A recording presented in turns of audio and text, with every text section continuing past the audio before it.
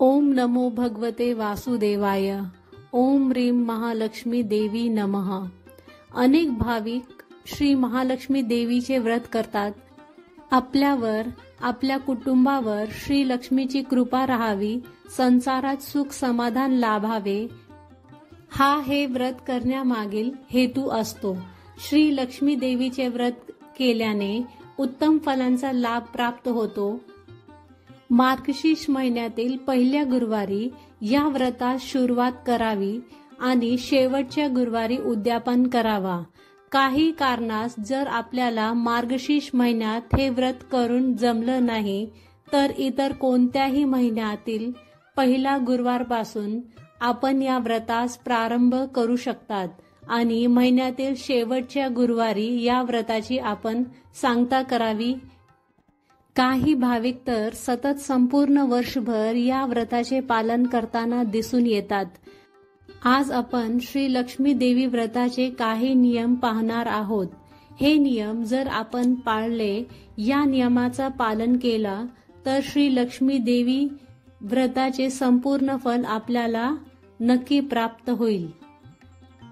या व्रताचे दिवशी म्हणजे गुरुवारी प्रातःकाली लवकर उठावं, स्वच्छ आंघोळ करावी, शुद्ध अंतकराने आणि श्रद्ध भावनेने पूजाविधी करावी. दिवसभर उपवास करून संध्याकाळी माता लक्ष्मीला नैवेद्य दाखवून आपण स्वतः भोजन करावे. कधी कधी आकस्मिक अशा अडचणी उद्भवतात. अशा वेळी आपण केवळ उपवास करावा आणि जी पूजा आरती करायची ती घरातील इतर व्यक्तींकडून करून घ्यावी.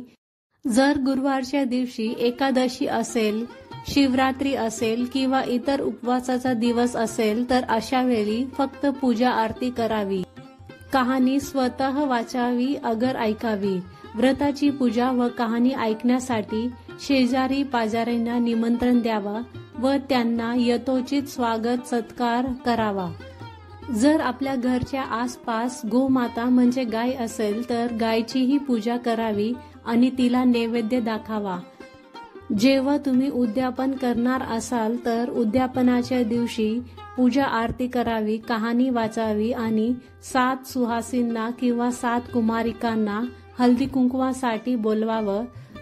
एक फळ आणि एक हे व्रतकथाची प्रत त्यांना द्यावी. शक्य झालं तर विद्वान ब्राह्मण किंवा कोणत्याही विद्वान व्यक्तीस शिधा, वस्त्र व दक्षिणा देऊन नमस्कार करावा आणि त्यानंतर आपण भोजन करावं.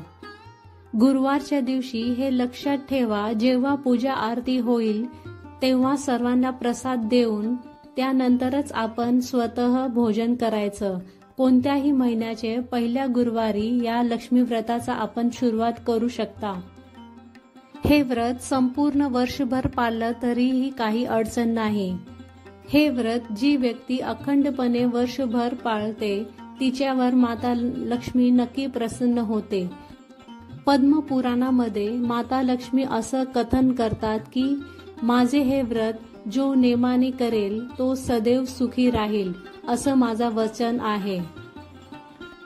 मित्रांनो, हे थोडेसे नियम जर आपण पालन केले तर माता लक्ष्मीची असीम कृपा आपल्यावर नक्कीच बरसेल. धन्यवाद.